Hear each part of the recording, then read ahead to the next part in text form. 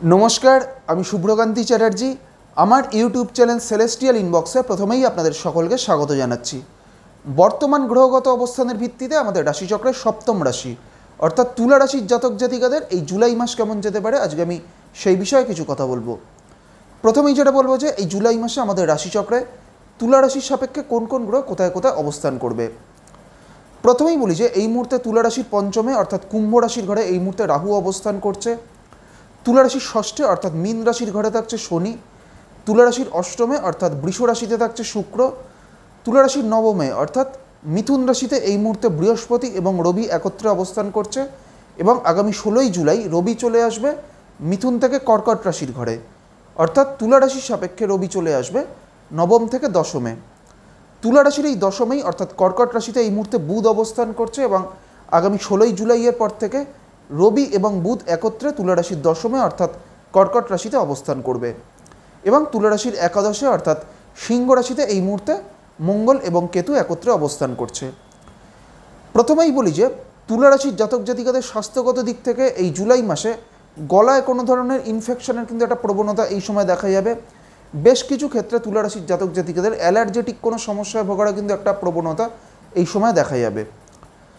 তুলা রাশির জাতক জাতিকাদের আর্থিক উন্নতির দিক থেকে এই জুলাই মাসটা কিন্তু একটা অত্যন্ত ভালো সময়। এই জুলাই মাসে আর্থিক উন্নতির একটা খুব ভালো সম্ভাবনা তুলা রাশির ক্ষেত্রে থাকছে এবং এর পাশাপাশি তুলা রাশির জাতক জাতিকাদের কর্মজীবনের দিক থেকে বা কেরিয়ারের দিক থেকে আগামী 16ই জুলাইয়ের পর থেকে এই সময়টা কিন্তু একটা অত্যন্ত ভালো সময় আসতে চলেছে। কারণ আগামী 16ই জুলাইয়ের পর থেকে রবি চলে আসবে কিন্তু তুলা রাশির দশমভাবে এবং তুলা রাশির দশমে রবি এবং বুধ একত্রে অবস্থান করবে।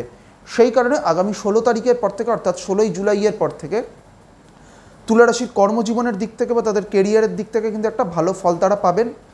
বেশ কিছু ক্ষেত্রে তুলা রাশির জাতক জাতিকাদের কর্মজীবনের ক্ষেত্রে বা কর্মসূত্রে কোনো দূরবর্তী স্থানের যাত্রারও কিন্তু একটা সম্ভাবনা এই জুলাই মাসে থাকবে।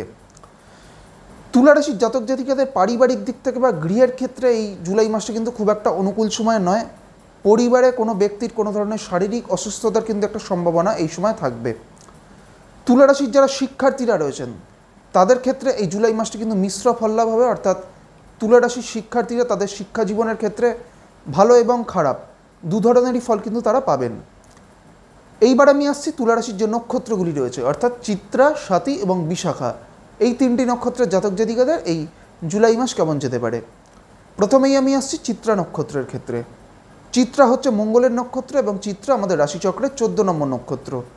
এই চিত্রা নক্ষত্রের শেষ দুটি চরণ রয়েছে তুলা রাশির ঘরে।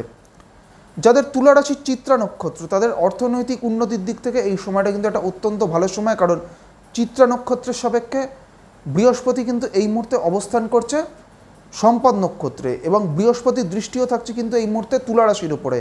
তাই যাদের তুলা রাশির চিত্রা নক্ষত্র তাদের আর্থিক উন্নতির দিক থেকে এই জুলাই মাসটা একটা সামগ্রিকভাবে অত্যন্ত ভালো সময়। চিত্রার পর হচ্ছে স্বাতী নক্ষত্র। স্বাতী হচ্ছে রাহুর নক্ষত্র এবং স্বাতী আমাদের রাশিচক্রের 15 নম্বর নক্ষত্র।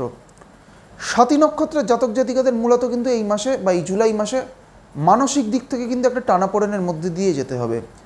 বেশ কিছু কারণে বা বেশ কিছু ক্ষেত্রে যাদের তুলা রাশির স্বাতী নক্ষত্র তাদের ক্ষেত্রে কিন্তু একটা মানসিক চাপ, দুশ্চিন্তা বা মানসিক একটা অস্থিরতা বৃদ্ধিরও কিন্তু একটা সম্ভাবনা এই সময় দেখা যাবে এবং বেশ কিছু ক্ষেত্রে স্বাতী নক্ষত্রের জাতক জাতিকাদের তাদের বিভিন্ন কাজে একটু ডিলে হওয়ারও কিন্তু একটা প্রবণতা এই সময় দেখা যাবে। স্বাতীর পর হচ্ছে বিশাখা নক্ষত্র। বিশাখা হচ্ছে বৃহস্পতির নক্ষত্র এবং বিশাখা আমাদের রাশিচক্রের 16 নম্বর নক্ষত্র। এই বিশাখা নক্ষত্রের প্রথম তিনটি চরণ রয়েছে তুলা রাশিতে এবং শেষ বা চতুর্থ চরণটি রয়েছে বৃশ্চিক রাশির ঘরে। বিশাখা নক্ষত্রের জাতক জাতিকাদের ক্ষেত্রে সামগ্রিকভাবে এই জুলাই মাসটা একটা অত্যন্ত ভালো সময়।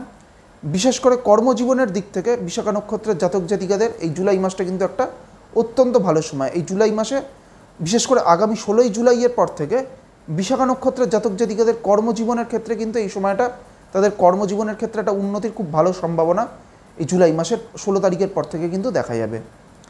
আজকে আমি আমাদের রাশিচক্রের সপ্তম রাশি অর্থাৎ তুলা রাশির জাতক জাতিকাদের এই জুলাই মাস কেমন যেতে পারে সেই বিষয়ে আলোচনা করলাম এবং এর পাশাপাশি তুলা রাশির যে নক্ষত্রগুলি রয়েছে অর্থাৎ চিত্রা, স্বাতী এবং বিশাখা এই তিনটি নক্ষত্রের জাতক জাতিকাদেরও এই জুলাই মাস কেমন যেতে পারে সেই বিষয়ে আপনাদের একটা সংক্ষিপ্ত ধারণা দেওয়ার চেষ্টা করলাম।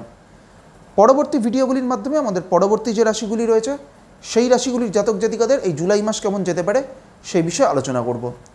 সবশেষে এটাই বলবো, আপনারা সকলে খুব ভালো থাকুন এবং সুস্থ থাকুন, এটাই প্রার্থনা করি। নমস্কার।